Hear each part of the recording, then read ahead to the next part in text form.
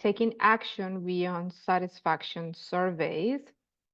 And here we will learn from our CEO and founder, Ryan.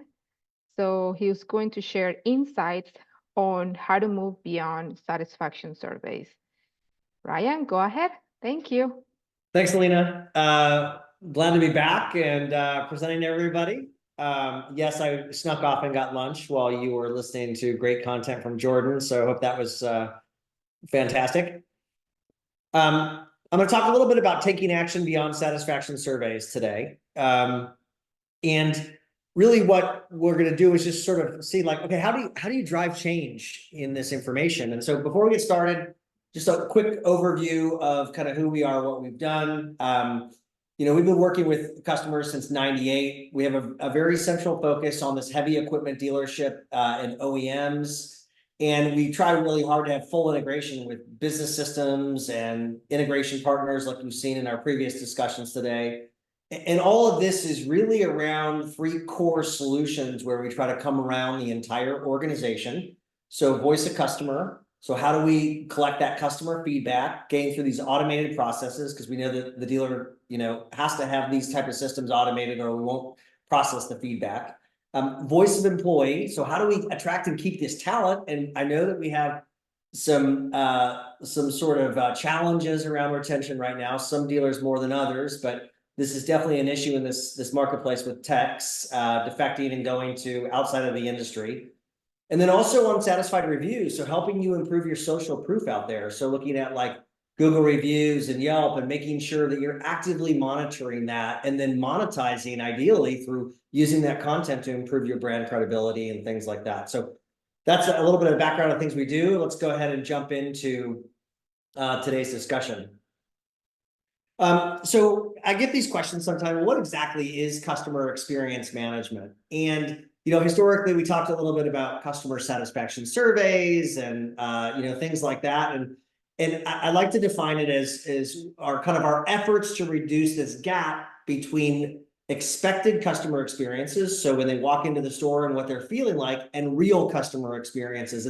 And one of the challenges that we've all seen today is if you look at things like Amazon Prime, where you go online and you order a product and 4 hours later, depending on obviously where you live, it's delivered to your front door or the very next morning or, even quicker. And so our experiences are changing, our expectations are improving and increasing.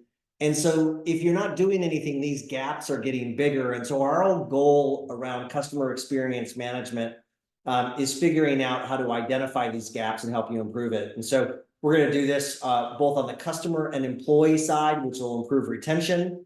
We believe that if you focus on these areas that you're going to see growth, and we're going to see a lot more success, both from increased revenue as well as employee retention, employee engagement, employee satisfaction. So overall, this customer and employee experience area is becoming ever more important as expectations are increasing, both on customer and the employee side.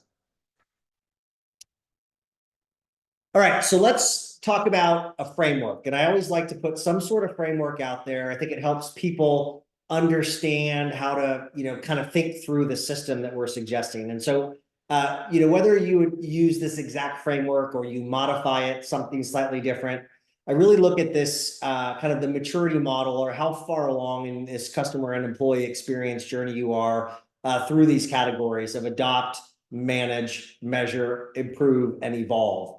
And so obviously the initial stage of this process is if you're not doing something or you're doing something very basic, I'm going to talk through some of the adoption processes and techniques that you can pursue to kind of get the program in your organization. Manage it. What are key things that you can do to help manage these type of programs? Measure, make sure you have a measurement process in place. And we'll talk a little bit about being careful about how quickly you move to measure. That can create some real challenges on implementation.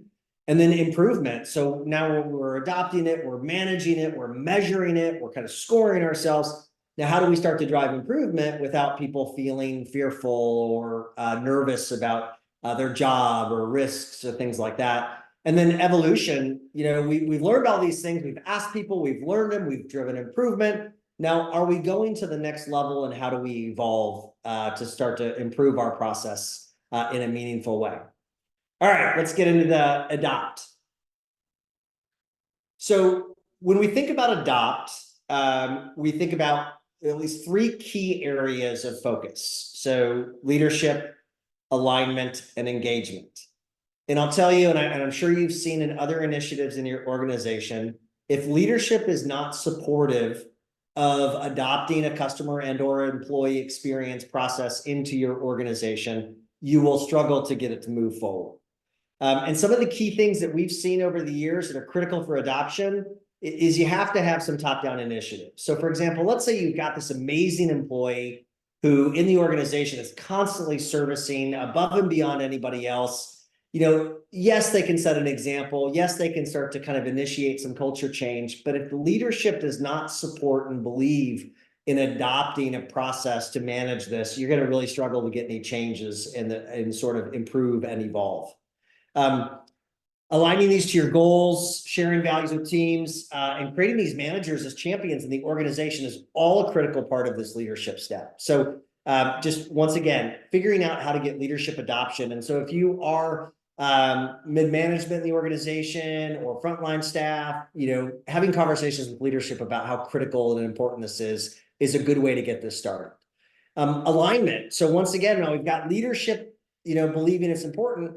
How do we create alignment in the organization? We've got all of these competing priorities. We've got new system implementations, and we've got, new product understanding, and we're trying to do onboard training and all this type of stuff for new staff that don't have deep expertise. And so how do we create alignment? And so one of the things is in this adopt phase, just making sure that there is a high level understanding of what it is that you're trying to accomplish with this program, kind of what the performance objectives are. And those can be as simple as, listen, all we're doing in the beginning is collecting feedback. We're not scoring. We're not, holding people accountable for negative feedback yet. We're just simply trying to understand. And so setting that alignment in the organization and providing communication out to staff so they're not nervous or concerned about the implications of adopting a program and they don't push back against it can be really critical. And we'll talk a little bit about customer journey mapping as well. And it's a lot like it sounds. And it's very similar on the employee side is defining that map or that process that a customer or employee goes through in your business when they're doing business with you or working with you. And so we'll talk a little bit about how that's important to create alignment and understanding of the goals. And then engagement. And so we've got leadership, we've got alignment, and now we need to figure out how do we get staff to really own the program and start to adopt it. One of the things that one of our clients has shared that they do a great job is they share this customer feedback throughout their organization by taking comments that are positive and recognizing certain employees and sharing that in a newsletter that goes out to staff. They're talking about situations where there were challenges in the organization where they had issues with inventory and how they identified it on the survey process, and then were able to improve that issue and then share that success out with the organization. This is all in an effort to build that engagement to be able to adopt this program. Training for staff and educating them on how to deal with issues or how to deal with dissatisfied surveys. If you think about, if you're in a job today and you get a negative survey back, specifically identifying you as doing a poor job, that can create a lot of fear. But if instead we've trained our staff that during the adoption phase of this program, that we're not looking to fire people for survey results. So we're going to educate them on this is an opportunity to grow and evolve and not to necessarily be fired. Yes, obviously, if they continue to, not do a quality job, we're going to look at whether or not they need to exit the organization. But sharing early on that this is less about, sort of reprimand and more about embracing, identifying training opportunities and growing the organization, you will have a lot more success in adopting a program successfully, kind of gaining that alignment and getting leadership buy-in. All right, manage it. So if you think about the fact that we've got this program, we've agreed that we're going to move forward. We've started to adopt it. We've got all the alignment. We've got staff on board. They're feeling safe. Now what? Well, like any other process that we bring into our organization, we need to have definition around how we're managing this program. And so every one of our organizations that we work with handles this a little bit differently. And it's very specific to your culture and specific to kind of how leadership wants to run a program like this. And so the first thing I always say is make sure you have some sort of documentation that assigns roles and responsibilities throughout the organization. So for example, we heard earlier today, Audra from Zorn from Berry Companies talked about her process. When she gets a survey, she'll look at it. If it needs follow-up and resolution, she'll need to send it off to a division manager. They'll review it and make a determination of how to go from there. That is a great example of a defined and documented process for roles and responsibilities on managing the customer survey process. The other thing we know is that these individual departments are not working in silos today. If they are, you're in trouble. But we're going across departments. So if we get an issue where the service department is complaining about parts, the customer's complaining that the parts weren't available for their survey, for their service experience, those are things that we have to figure out. How do these departments start working better together and create improvement that's cross-departmental? So once again, define those processes, make sure everybody knows. And the really basic thing on the managed side too is what's your resolution process? So, are you going to say, hey, listen, we're going to follow up within 48 hours? Are we going to follow up within, 72 hours? Within the satisfied application, as an example, there is an issue tracking feature that allows employees and users of the application to put in comments as far as how they resolve the customer issue. And that's a great way of creating a standards-based process to be able to say, hey, we contacted the customer. We provided an issue resolution. The customer seems happy about what that was, and now we're going to track it and maintain it. And so the entire organization understands what happened. And dealerships are only getting bigger. And as they get larger, with more distributed locations, this consolidated information within an application that shares issue resolution is really critical. And then I always say, like, you've resolved the problem, ideally, you've solved the customer issue. Now, who in the organization is going to be responsible for these culture coaching opportunities? And I know that's a little bit of a tongue twister, but you've got these great stories about where the customer was upset. The organization rallied together to figure out what they needed to do to improve the process. And that can be shared across your 10, 20, 50, 80 location dealer group so that the next time something like this happens, that there isn't, the concern about how do we handle this from a company perspective. And it may not be the exact same issue that happens again, but it's probably similar. And if you can coach staff about these specific opportunities, whether it's on onboarding, ongoing training, whatever it is, you will start to really ingrain your process and start to improve your customer experience. All right, let's move to measure.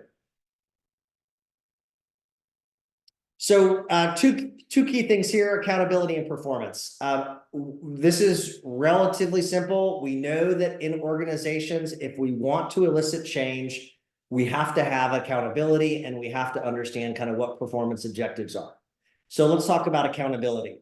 Who is responsible in the organization for fielding the responses from the survey process? Is it a centralized person that is responsible for looking at it on a daily basis and responding to it? Is it decentralized, or is it going out to the individual store locations? Are you subscribing to our notifications in the application and having those distributed out to the individual location? So defining this accountability process and making sure that everybody understands what their job is in the customer resolution is really critical. I've seen it both ways, where that accountability resides at a centralized location. At the end of the day, the buck stops with that person. And I've seen it where it's pushed out to the individual locations and dealer staff or frontline staff to be able to resolve and put their comments in the application. But once again, everybody needs to understand it. And as we talked in the phase of documenting and defining your processes, this is a great one of making sure everyone has clarity on their accountability. Performance. What are we looking at to judge whether or not we are meeting objectives? And so in our application, we've got some great reports. We have other clients too that export all the data out of our system and generate their own reports internally. Either one are great approaches to this, depending on your internal technical complexity. But define to the organization what the reports are and what the goals are. And we have organizations that leverage our benchmark scores that get updated on an annual basis. And we also have organizations that have their own internal independent goals of what the staff are trying to accomplish, whether it's parts, service, sales, rental, or overall organization. We have organizations that are including our customer experience scores in their pay for performance to make sure that there is alignment and everyone understands what these goals are. And the other thing I would always encourage is, I think it's great to create healthy competition in an organization. And so, some organizations prefer not to have one location see another location's results and things like that. But I think everyone should be able to understand how the organization is doing from a CX perspective. I also think that they should be able to look at other locations and compare themselves and benchmark themselves. And I think all this does is lifts up the entire organization together. So I would encourage you to use the tools that we provide, or if you're using another solution, whatever tools they provide, to be able to create this healthy competition, because I think it creates a strong performance culture and makes everybody work for the betterment of the customer. All right, let's go to improve. All right, 3 things that improve. So, we've adopted the program. We're managing it now. We're measuring it. We've aligned with performance objectives, and everybody kind of has accountability and they know what's going on. And so we're doing some of the block and tackling, right? Which is making sure that the customer is getting their issues resolved. And I commonly refer to this as a little bit more of kind of the small loop resolution or the micro resolution versus the macro or the big loop resolution. And what I mean by that is, ideally, we want some of these problems to go away. So, for example, we talked earlier in today's session about communication issues, the challenges around customers saying, "Hey, listen, my piece of equipment was at the dealership for 3 weeks. I called in, I got voicemail, nobody ever called me back. That was really difficult, and I was upset by that, and I didn't get word about the equipment being ready until I physically drove in and asked if it was ready, and they told me yes, it was ready, and that's frustrating to me." So that is a comment that we got back on a survey. And when we think about adopt, manage, and measure, I think those are 3 key things that we can help to kind of identify and resolve that individual customer's issue. Now let's talk about, how do we make that issue go away? How do we improve communication within an organization to be able to make sure that we have consistent processes? And I will tell you, there will always be small failures. And so the improved process isn't necessarily built to eliminate all issues, but it is to help you figure out, how do we take this information from adopt, manage, and measure and drive long-term improvement and reduce the likelihood of these issues happening in the first. So let's start with the identify stage. I think we just identified a great example. What do we need to change in our organization? Well, it sounds like maybe we don't have a good process for following up with customers, either if it exceeds 5 days in the shop. As an example, maybe we need to follow up with the customer and let them know that, hey, we expect it to be another week. And then if another week passes, that we need to call that customer again and follow up. If we get a voicemail, maybe we need to set a policy in our organization around our documenting processes that we have to return that voicemail within 48 hours. So, those are the type of things that we're going to identify what those issues or challenges are. We want to review with the team. So we don't just want to do this in a siloed environment. We want to talk to the service team. We want to talk to leadership. We want to talk to store management. We really want to go through these processes and make sure that we have alignment so that the company and staff understands this new process.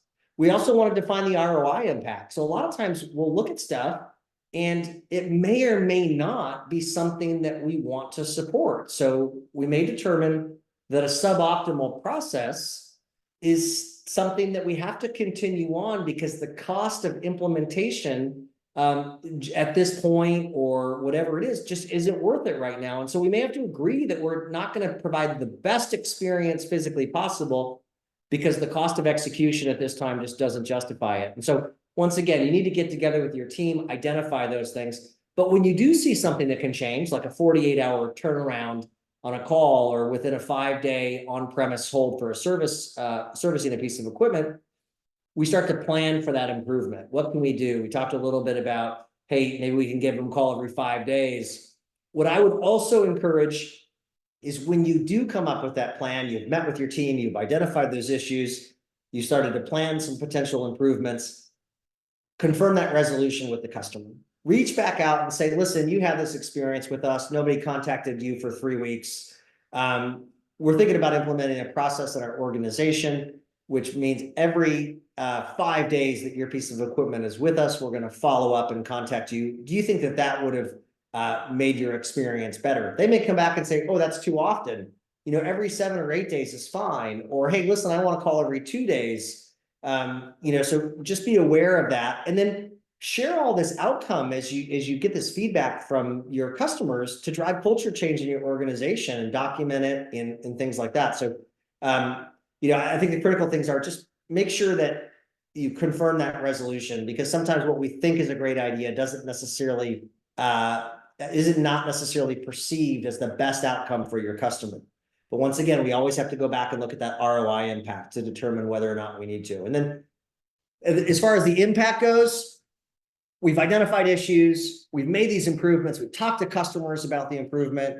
And the reality is sometimes those situations don't solve the problem for the customer like we had anticipated, or the customer had even told us was going to solve the problem. So just make sure that you go back and measure the value of that change to see whether or not you're getting that impact that you had planned. And if you're not, you might have to go back to the drawing board, or you might have to refine the approach a little bit. But once again, you want to identify that issue, drive some change, and then measure that impact to make sure that you're truly getting what you thought you were going to get from it. All right, let's go to evolve. So you've adopted a program, you're managing a program, you're measuring it, you're finding these areas for improvement, and you're driving change in the organization, you're sharing it, and it's awesome, and people are getting excited, and you see this flywheel happening where there's truly, some real value being derived from this process. This is an amazing place to be. So now what? Obviously you need to keep doing this adopt, manage, measure, improve process, but we really want you to think about the evolve. And this is, how do you take advantage of this? So you think about 2 key areas of the evolve: acquisition and retention.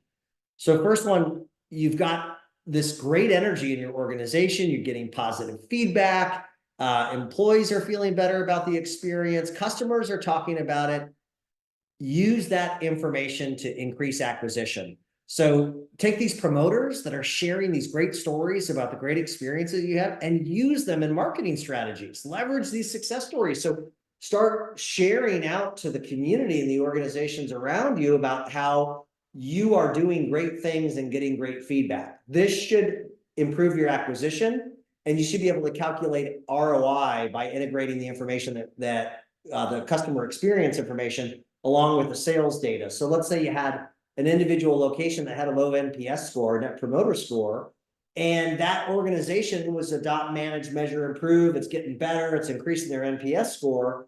You should see a bump up in sales data supporting an improvement in customer and or employee experience with increased revenue. There should be a correlation there. So once again, think about this acquisition stage. And then on retention, we're doing all these great things. So inevitably, we're going to get improved retention with our existing customers, greater share of wallet. Understand, like, what are you doing to be able to improve this experience, and how can you use this to upsell the existing customers? Because I guarantee if customers are out there saying that you are amazing and you are a partner and you're doing the right things, then they are interested in hearing what are the things you have to sell them, how you can get more share of their wallet, what are the additional opportunities to generate revenue through customer retention. So evolve becomes sort of that ideal end state, or toward, kind of the end of the cycle where you start to repeat again, where you want to grow revenue both on the acquisition stage and the retention stage. So, all right, next slide. Let's keep rolling. Let's talk about customer journey mapping. And so this is a fancy term that just talks about really what is the experience like as a customer. So let's go to the next slide. So what is it?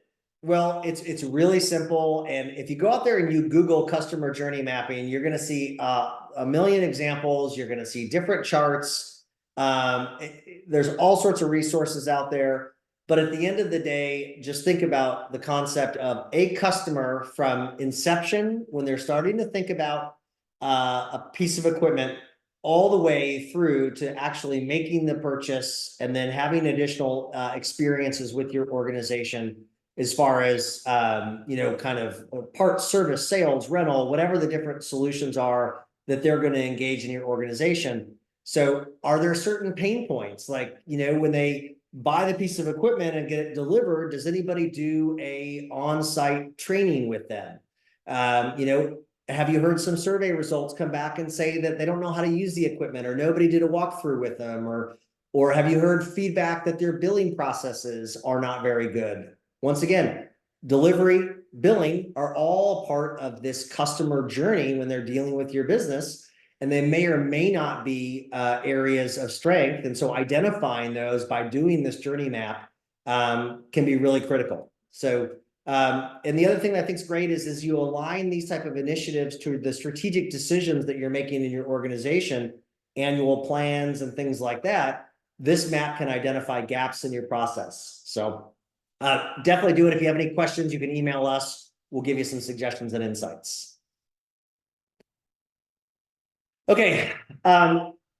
So historically, marketing has spent a lot of time on segmentation and identifying and segmenting customer personas. And we've talked about this in the past. Hey, this is a large farm, ag customer that, blah, blah, blah, blah, blah, right? And then starting to figure out what are the characteristics of that segment and how should we be treating those individuals.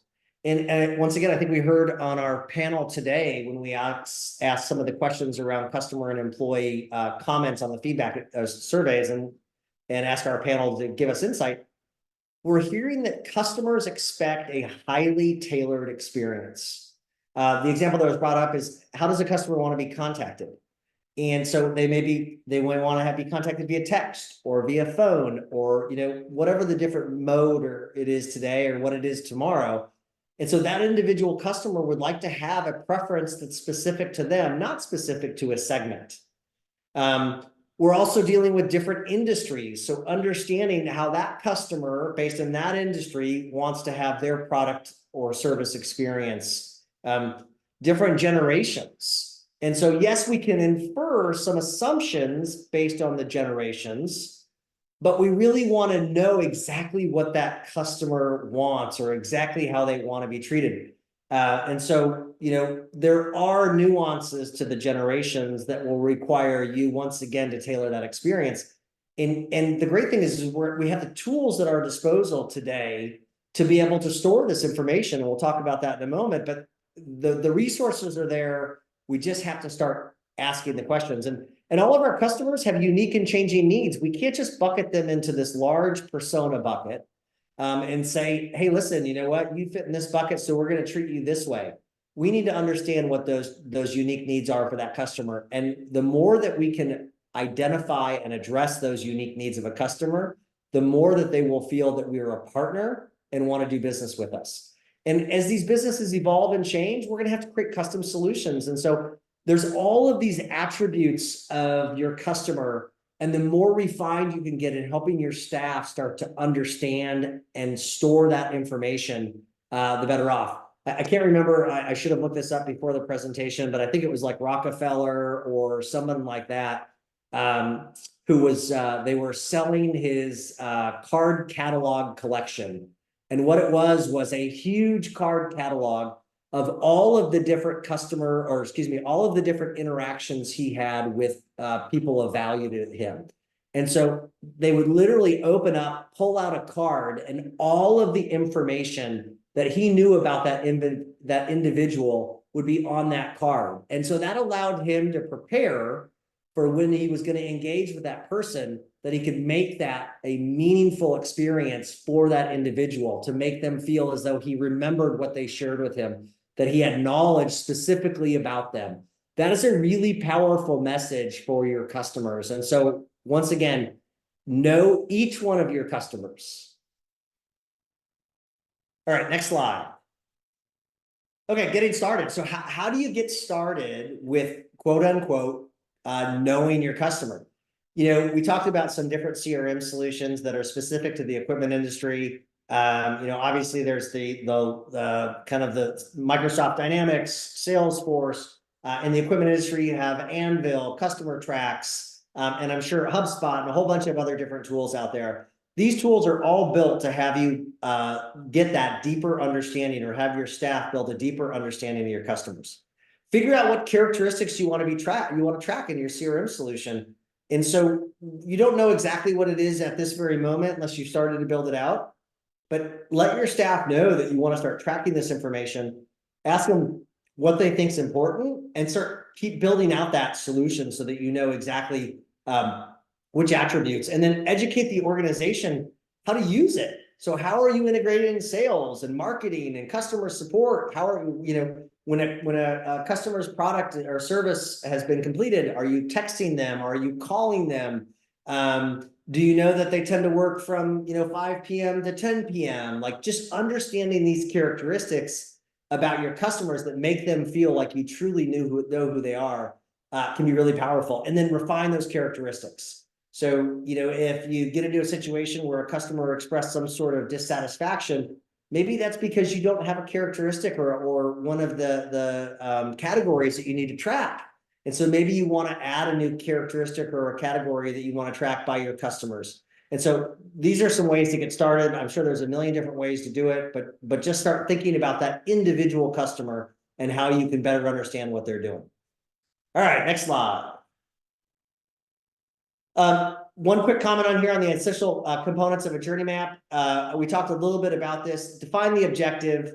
What are the different steps of that journey? Make an assessment on what you think the level of satisfaction is at each one of those steps. So, you have a little smiley face at the top and a red face at the bottom. Is this an area where you think you're excelling? Is this an area where you think you need to improve? And you can create it really simple to start so that your organization understands exactly what that means. And so it doesn't have to be complex. Like I said before, you can go out and Google some stuff and find a whole bunch of different approaches and find one that resonates with you. But my recommendation on these type of things is start simple and build it out and refine it over time. All right, next slide. Voice of employee. Let's dig into this. Let's go to the next slide here. So what is voice of employee? Okay, so we talked about customer experience. We talked about customer sat. And I think we all can agree that, if you have disengaged employees, that you are not going to do a great job servicing your customer. Or if you are, it's going to be sporadic at best. And so really this whole employee engagement concept is about what's the connection between your staff and your organization. And are they deeply passionate? Are they out there actively promoting your business? We talked about another thing earlier session today about a comment from a survey where an employee did a really inappropriate job representing themselves outside of the organization and the community. And so if staff are engaged and they're passionate about your business, they're going to be careful about the way that they, kind of project themselves externally and how they promote your organization. And so that we're really looking for engaged employees. And then the other thing I've seen a lot lately, as I've been talking to leaders, is, and I'll be honest, this threw me off a little bit at first, is this concept that the employee is more important than the customer. And I've always said, our customer is number one, and our customer is more important than anybody else. And what I'm starting to hear from leaders is our employees are number one. And so I've dug into that a little bit and asked them what they mean. And what they've shared with us is you take care of your employees and they will take care of your customers. And so figuring out how to make sure that your employees are engaged and feel supported, and you have some flexibility if they need it, and some autonomy and the right training and all that type of stuff that keeps them engaged, that customer is going to get a significantly greater experience. Your employees are going to be retained longer. They're going to have more experience because they've been in the industry. And the net benefit from a lot of that is your customer is going to have a much greater experience. And so, judge in your own organization from a culture perspective, who takes precedent, employee or customer. But I wanted you to think about that question as you go back into your organizations today. Is our organization more focused on the customer over the employee, or are we more focused on the employee over the customer? All right, let's go to the next slide. All right, what are the top 3 employee engagement challenges? So we're doing all these employee satisfaction surveys for a lot of organizations. And you're going to see a lot of this in our benchmark reports. But I just want to touch on some things. First, pay and benefits is a really big issue. As everybody knows, there's been a lot of inflation and a lot of challenges around pay and benefits, and people feeling like they can leave their job and go to an outside the industry opportunity and get higher pay. We even heard a specific example recently where a technician was looking for a job. They were in the interview process, and they candidly shared that the pay was lower at the equipment dealer versus the automotive dealer. And with some review of the benefits on both sides, the ag dealer was able to share with the prospective employee that the benefits were significantly higher and more than offset the difference in pay. So while we may not be able to pay the highest salaries, we may also be able to look at benefits and determine whether or not the benefits are offsetting some of the lower pay potentially, if that's a situation. And so just make sure you're thinking through that. Opportunities. What kind of opportunities are you offering your employees? And so employees are telling us that they want career paths, they want training, they want to be able to have those type of opportunities, so they feel like there's somewhere to go in the organization. And I think 10, 20 years ago, you kind of got into a role and you just assumed that the company was going to take care of you. And what people are hearing today is, on our surveys is, I want an opportunity, I want a career path, and I want training. And then on top of that, I want a supervisor who's helping me with all that. I want them to support me. I want them to work with me to understand my needs. I want them to, figure out what the right training is, what the right career path is, all those type of things. And I think this may be a little bit of a change for people that have been in the industry for a long time. A supervisor was just there to make sure that someone did their job, and if they didn't, they were there to reprimand them. And today, that supervisor is there to make sure that they are, supported and able to move forward. Job satisfaction obviously is really important. Helping people make sure they enjoy their job, and then leadership, having quality leadership and ethics is really important in this industry, to make sure that organizations are being ethical in their decision processes and the way they treat employees and customers. All right, next slide. All right, so what does the Voice Employee Survey allow you to do? Obviously, we all know it allows staff to voice concerns. And so, I think that's really important. You should be asking your staff to be able to share this insight and information. Staff want to understand and contribute to the direction of the business. And so, if they're not able to contribute to the direction of the business, they're going to be less likely to be able to feel like they want to support the initiatives. Provide leadership with top 3 objectives. So one of the things we always say to leadership after the VOE surveys is pick 3 things that you think you heard from staff and share that back with the organization to say things like, hey, I heard you. These are the 3 things that we need to work on, and we're going to work on over the next 12 months. And also, here are 3 things that we did great. Here's 3 things that people in the organization think that we're doing really well. And so both of those top 3 and bottom 3 objectives are really critical. And think about training. So this really will get at a lot of insights as far as what type of training you need. Are employees saying that they don't have specific service experience or product training or things like that, or they weren't onboarded well? Great opportunity to gain that insight. And then what are the gaps? And so how do you create those training plans for staff or process improvements or things like that, much like the customer side, to be able to create these improvement initiatives? And then I always tell people, listen, voice of employee has a high correlation with voice of customer. And so you should be using these together so that you understand how they move. And I guarantee you'll see locations that have low voice of customer results and low voice of employee results. And then you'll see high voice of a customer and high voice of employee. And we've all seen it. If you go to an organization where the employees are genuinely passionate and excited about being there, they definitely deliver a better experience. And if you go to a place where they're not, the experience suffers. So, just a critical thing to focus on as you're doing this stuff. And so if you go to the next slide, this is kind of an example of some of the things that you can do with the data. If you want to look at, the bottom left quadrant is low customer recommend NPS, low employee recommend, and the top right of that is high NPS score for customer and high NPS score for employee. And you really want all of your locations to be up in that upper quadrant. You want them to have high NPS on the employee and high NPS on the customer. And so this is kind of an example of the type of information you want to be reporting within your organization. All right, let's go to the next one. Employee training. So another thing that really was highlighted on our results is staff wants more training. They want to figure out how they can get better. And I talked a little bit on the areas of importance. So what are their employee growth opportunities? What type of training are you going to provide them based on VOC and VOE information?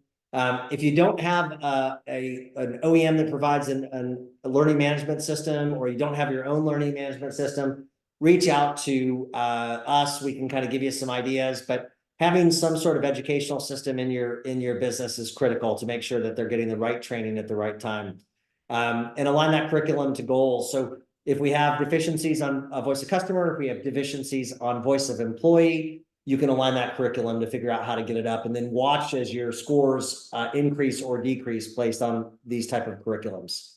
And reinforce these areas of excellence. Remember, like, if you guys do a great job on something, celebrate it and promote it with the staff, because it's really valuable information. And the next slide on employee training, what you get, a lot of this stuff. Go to the next slide. Alina, next slide. Which slide would you like? Next slide, sorry. This is the next slide. It doesn't look like it's moving on my side. I don't know if it's. I'm moving them back and forth. Training. There we go. Thank you. And I won't go through all these, but you guys will have access to this deck afterwards. This is really kind of the theory of what the benefits of identifying those gaps and then providing employee training to help organizations improve. All right, key scorecard metrics. All right, we're almost here to Q&A if we have any. I always say you can't manage what you can't measure. And so you need to measure these processes. And so let's go through a few key measurements here. Go ahead and go forward, Elena. I think we're having difficulties because I'm moving it from my side. No problem. It may just be delayed. It went backwards on that one. Oh, there we go. Thank you. So all of you, or most of all of you, have probably heard of NPS score, the Net Promoter Score.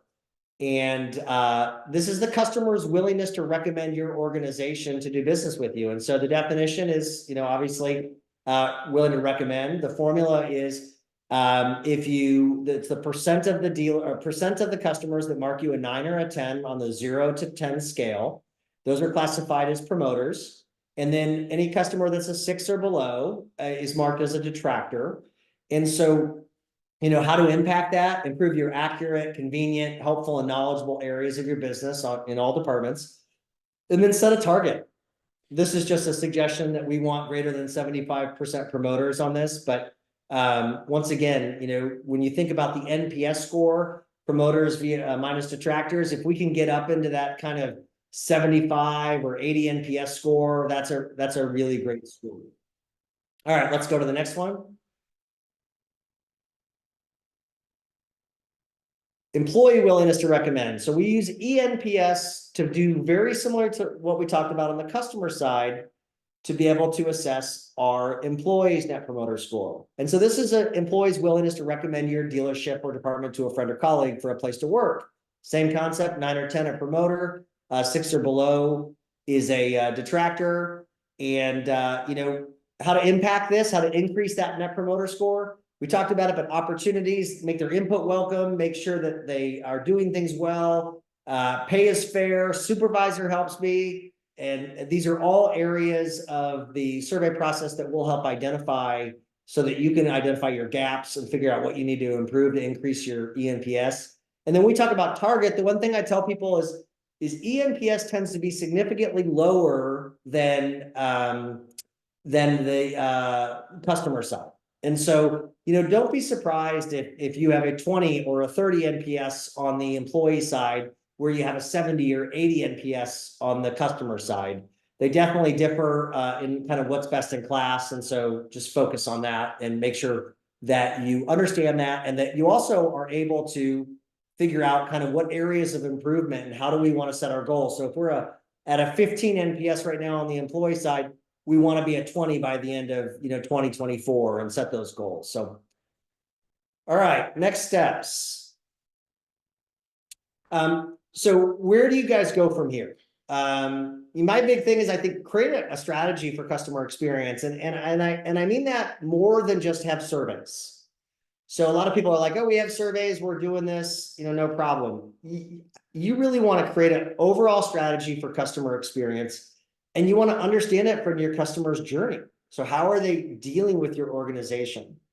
You need to identify these gaps and where can we improve? What do we need to do? What is VOC telling us? What is VOE doing?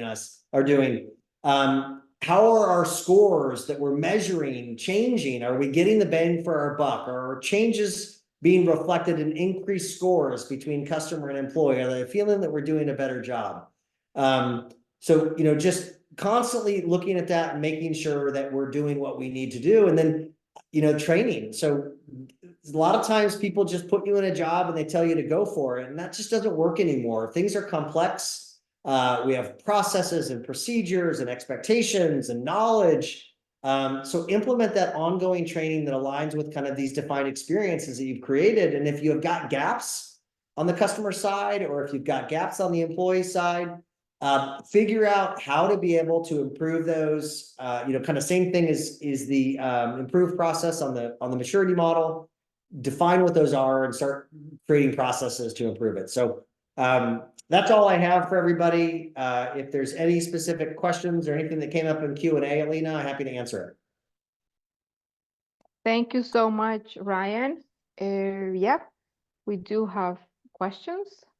So are company sustainability practices and diversity is still relevant for attracting and retaining talent, or has this waned as of late? Yeah, no, it's a great question. I really think that this is specific to an organization. And so if leadership is aligned around those strategies and the organization supports that, then absolutely. I think a lot of these type of things tend to be, culture driven and driven from the top down initiatives, and usually driven by real outcomes where they've said, hey, we've pursued these initiatives and we've reaped the benefits of these initiatives. And so we're going to continue to go after those. And so, yeah, once again, organization specific. Thank you. Next one, how to ensure consistency when taking action on survey feedback if you have multiple locations and you are acquiring new dealer groups? Yeah, no, that's a great question. So once again, when we talked about documenting and defining processes early on in the maturity model, you can kind of go through and define exactly what you want done. The reality is that people aren't going to necessarily follow all of those 100%, and you need to rely on educated staff around kind of how you culturally align around resolving issues. I know one dealer group that we work with up in Canada did a great job of including the customer experience training in their onboarding. And so the person that was responsible for that organization would come in during onboarding and do a half-day session on customer experience at their dealership, what it meant, how they measure it, how they resolve issues, gave historical examples of customer issues that came up and how they were solved. And so it was a really powerful way to indoctrinate new staff into the processes.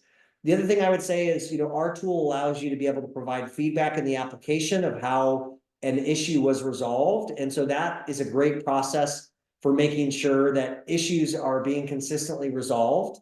If you've got a CRM solution or you have some other tools that you would like to use, I would just encourage you to do them. But documenting those resolutions and having someone central in the organization that's reviewing those to make sure that they're in alignment with your overall corporate culture is a really smart thing to do.